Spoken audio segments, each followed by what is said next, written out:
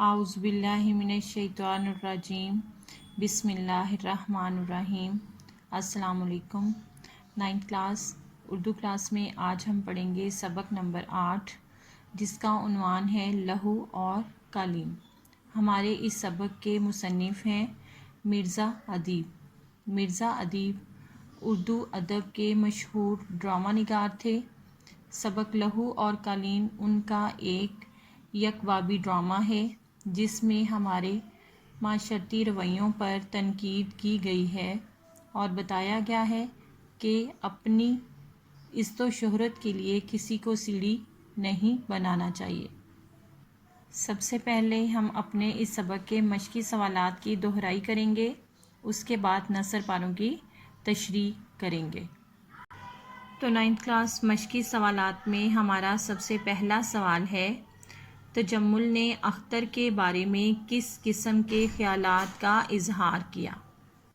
ہمارے سوال کا جواب ہے، تجمل نے کہا کہ فنکار لوگوں کی یہ عادت ہوتی ہے کہ وہ ہر وقت کسی نہ کسی سوچ میں ڈوبے رہتے ہیں، وہ دوسروں سے الگ تھلگ رہنا چاہتے ہیں۔ سوال نمبر 2، اختر کا حلیہ بیان کریں۔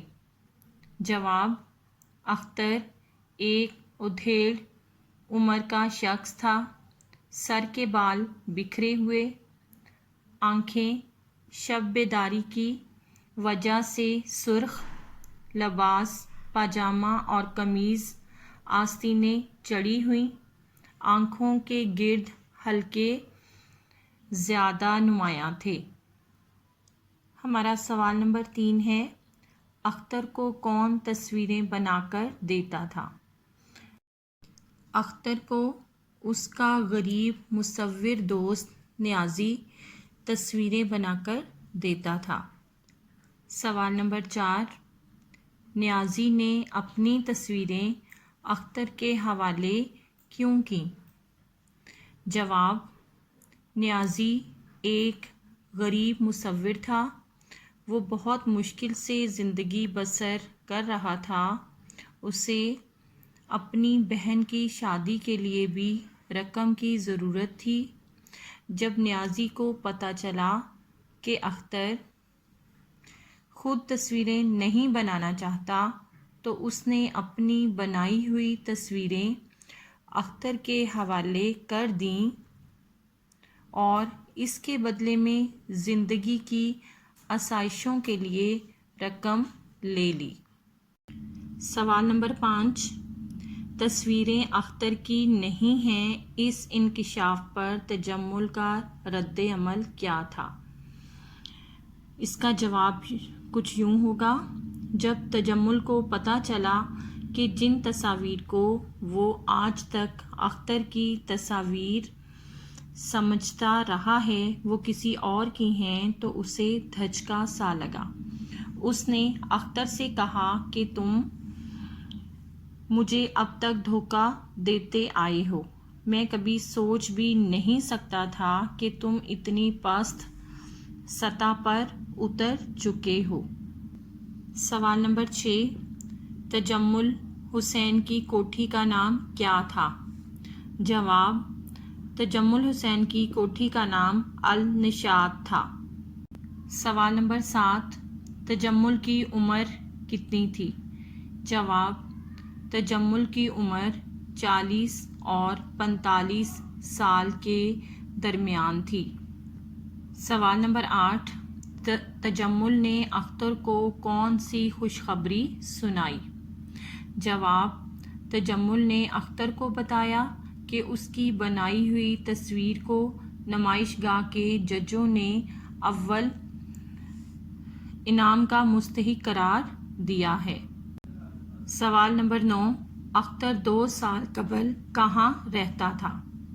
جواب، 2 سال پہلے اختر ایک تنگ و تاریک گلی کے ایک خستہ حال اور بدنما مکان میں رہائش پذیر تھا۔ سوال نمبر 10، اختر کے نزدیک نیازی کا قاتل کون تھا؟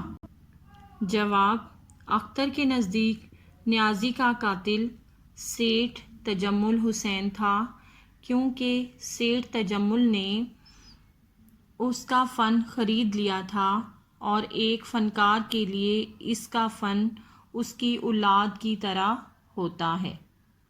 تو 9th کلاس یہ تھے ہمارے مشقی سوالات اور ان کے جوابات۔ اب ہم اسی سبق سے 2 نثر پاروں کی حوالہ متن کے لحاظ سے تشریح کریں گے۔ تو سب سے پہلے ہم اپنا پہلا نثر پارہ دیکھتے ہیں۔ آج سے 2 سال پہلے میں ایک تنگ و تاریک گلی کے ایک خستہ اور بدنما مکان میں رہتا تھا۔ بہت کم لوگ مجھے جانتے تھے اور جو جانتے تھے انہیں میرے متعلق صرف یہی معلوم تھا کہ میں ایک مفلس، کلاش اور گمنام مصور ہوں۔ میں نے بے شمار تصویریں بنائی تھیں، مگر وہ تمام کی تمام کباڑیوں یا نیلام گھروں میں پہنچ کر کوڑیوں کے بھاؤ بک چکی تھیں۔ تو 9th کلاس سب سے پہلے ہم اپنا پیراگراف لکھیں گے۔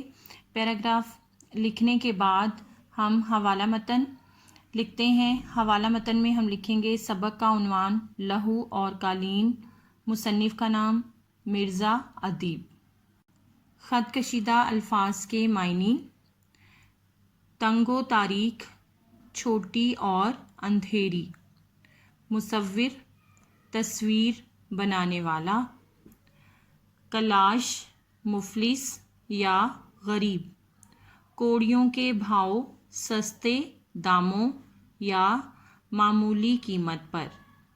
اب ہم اپنے اس پیراگراف کی تشریح کریں گے۔ تو 9th کلاس ہمارے اس پیراگراف کی تشریح کچھ یوں ہوگی۔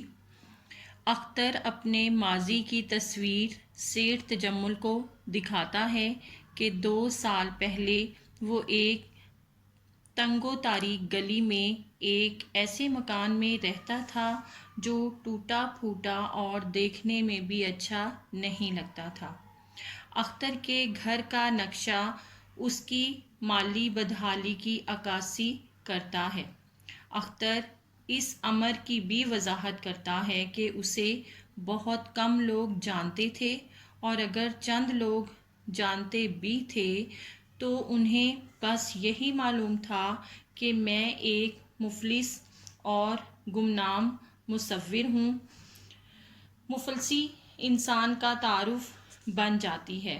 حضرت علی رضی اللہ تعالیٰ عنہ کا ارشاد ہے کہ مفلس اپنے وطن میں بھی پردیسی ہوتا ہے۔ لوگ مفلس سے اپنا رشتہ بتاتے ہوئے ہچکچاتے ہیں۔ لوگ اس سے کوئی تعلق، کوئی رشتہ رکھنے سے بھی احتیاط کرتے ہیں۔ اختر کو اس امر کا احساس تھا کہ وہ مفلس اور گمنام تھا۔ مرزا ادیب اختر کے حوالے سے ہمارے اس معاشرتی المیے کو بھی سامنے لاتے ہیں کہ فنون لطیفہ سے تعلق رکھنے والے افراد کی ہمارے ہاں کوئی اہمیت نہیں۔ معاشرہ ضروریات زندگی کو پورا کرنے میں ان کی کوئی مدد نہیں کرتا، نہ ہی ان کے فن کا اعتراف کرتا ہے۔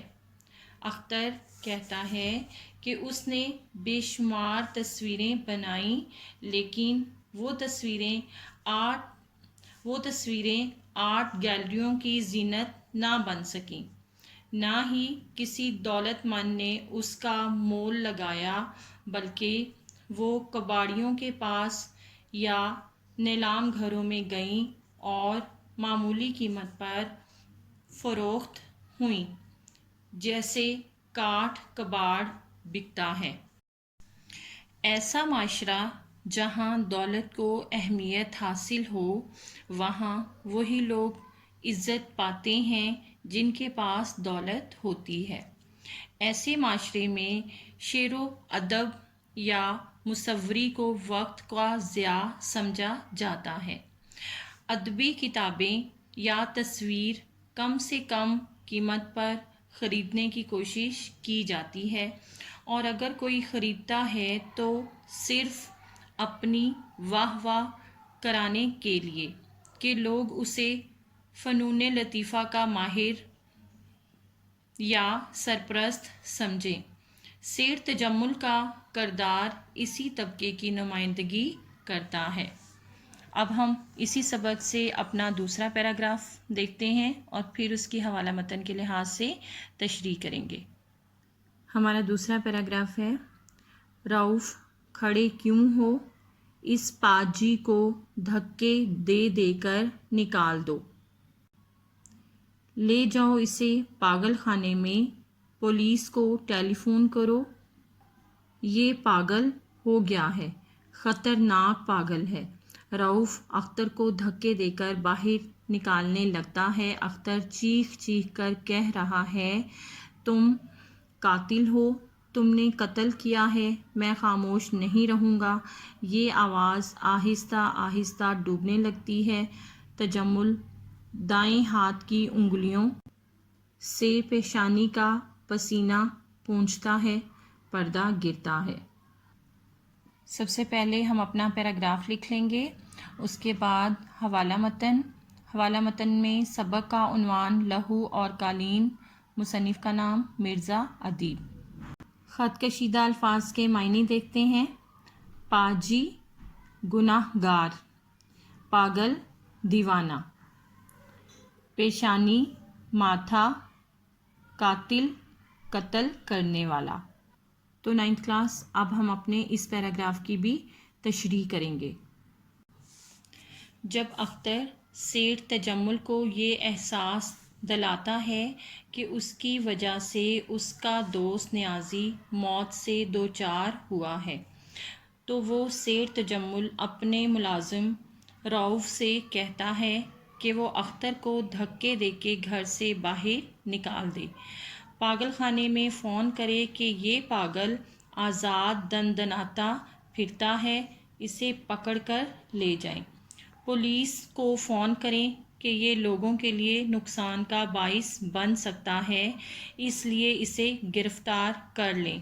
سیر تجمل کا کردار اور اس کا رویہ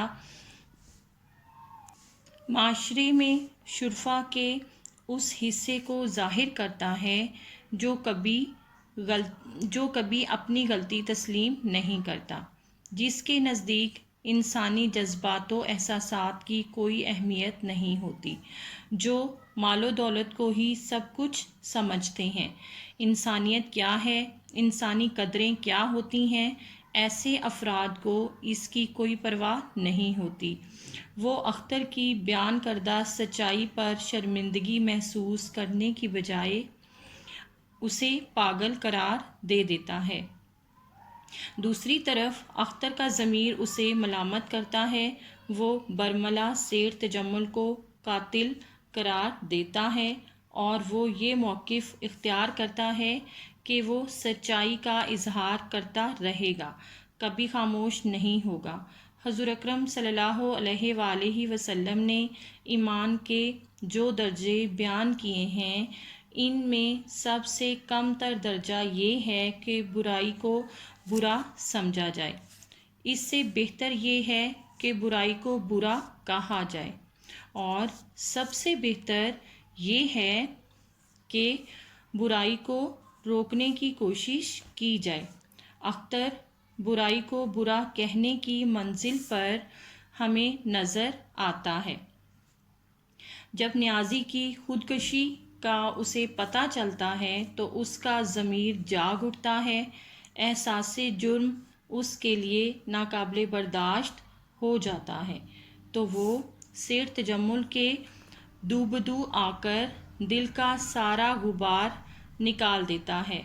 اگرچہ سیر تجمل کی پیشانی پر پسینہ آنے سے زیادہ اس پر اثر نہیں ہوتا، لیکن اس عمل سے مرزا ادیب ہمارے سامنے اس حقیقت کو بہرحال واضح کر دیتے ہیں کہ اپنی غلطی کا علم ہونے پر اس کے جذبات و احساسات میں چاہے تبدیلی نہ آتی ہو لیکن اس کی پیشانی پر آنے والا پسینہ اس کے غلط ہونے کا ثبوت بن جاتا ہے۔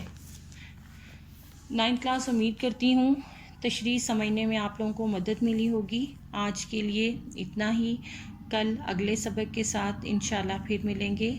اللہ حافظ۔